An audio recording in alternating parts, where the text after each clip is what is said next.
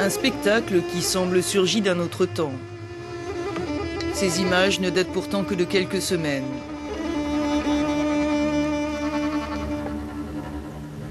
Chaque jour, des femmes, des enfants gravissent l'immense colline de déchets de minerais qui s'élève près de la mine de chrome de Bulciza, au nord-est de l'Albanie.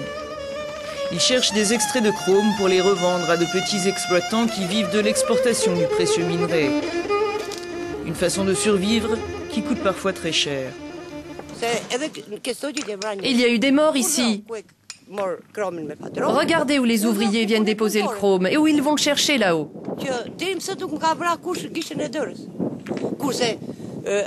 Jusqu'à présent, il n'y avait pas une mort. Mais maintenant, il y en a eu deux. Les ouvriers peuvent être ensevelis sous les pierres. Le système D contre la misère, les exemples sont encore nombreux en Albanie, l'un des pays les plus pauvres d'Europe. Dernier candidat à l'entrée dans l'Union européenne, le pays des aigles veut aujourd'hui prendre un nouvel élan. Le changement, sur la route de l'Europe, un leitmotiv de la campagne des élections législatives ce mois-ci. Direction le nord du pays. C'est là que s'achèvent les travaux d'un monumental projet d'infrastructure. Partant de l'ouest, une nouvelle route de 170 km doit bientôt relier l'Albanie au Kosovo voisin. Il nous a fallu plus de 3 heures sur l'ancienne route, au départ de Tirana, pour parvenir au tronçon principal de l'autoroute. Une bande de 60 km dont la construction a été confiée à une joint venture turco-américaine. Une gageure.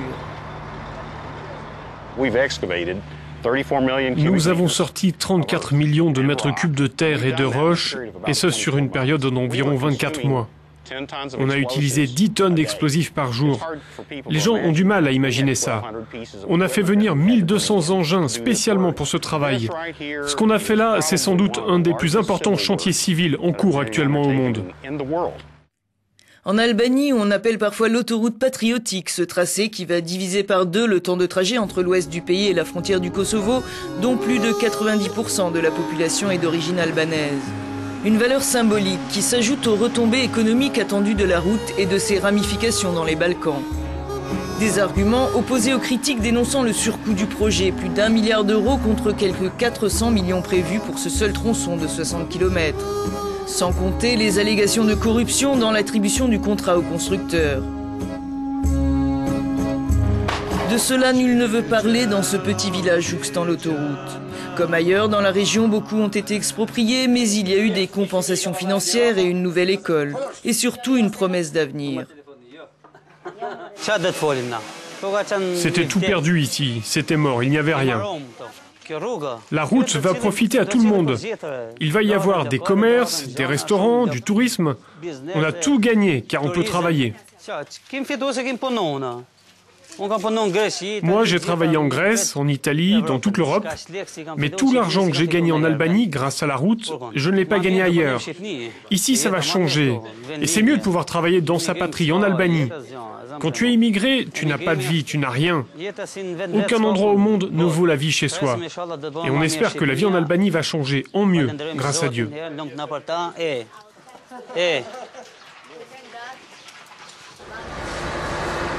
Autre secteur d'avenir sur lequel mise l'Albanie, le tourisme. Visite de la baie de Vlora, au sud-ouest du pays. L'un des bijoux de la côte albanaise faisant face au talon de la botte italienne. Mais les habitants de la région craignent de la voir défigurée par les grands projets de développement industriel prévus sur des kilomètres de côte. Lavdosh Ferouni est le porte-parole de l'association pour la protection de la baie de Vlora. C'est tout l'avenir du secteur touristique et de ses dérivés qui risquent à ses yeux d'être sacrifiés.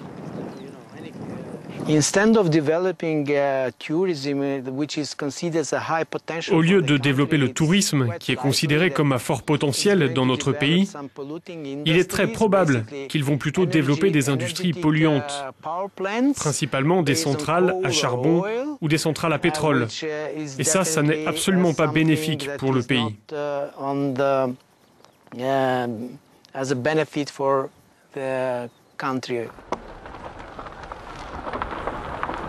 Au pied des ruines d'une ancienne usine de soude caustique vient d'être inauguré l'un des symboles du nouveau visage de Vlora, un terminal de stockage de carburant, concession du groupe italien Petrolifera.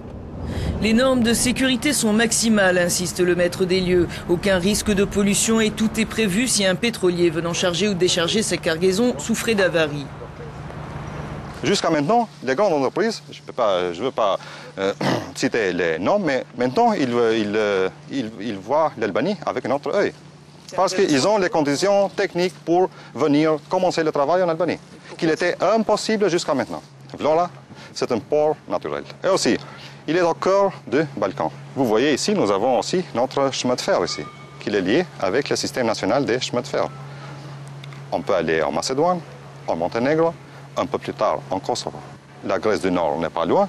C'est ça, plus ou moins, la géostratégie de cet endroit.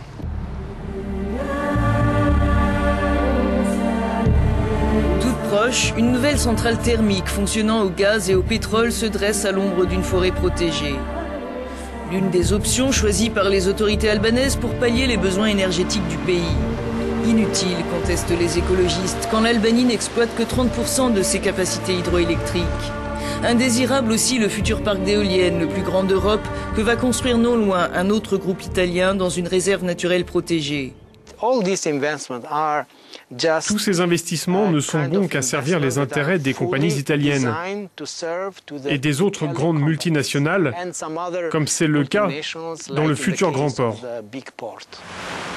Est prévue dans la baie la construction du plus grand port de containers de la Méditerranée, adossé à une zone franche, ou encore d'un oléoduc partant de Bulgarie, contrat confié au consortium Ambo, basé aux États-Unis. Cet agent immobilier de Vlora craint lui aussi les retombées pour le tourisme, qui souffre déjà de bien d'autres maux. À la flambée des prix des dernières années s'ajoute l'impact de la crise, sans compter les abus des promoteurs, les défaillances de la gestion des déchets et de la politique d'urbanisme.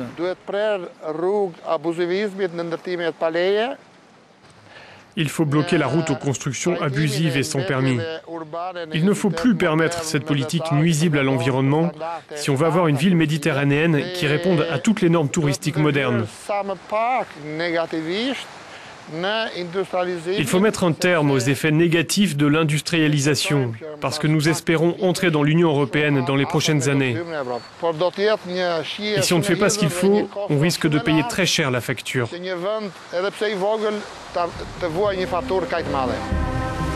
Le pays des aigles a pris un nouvel envol. Jouera-t-il la carte d'un développement durable? Les paris sont ouverts.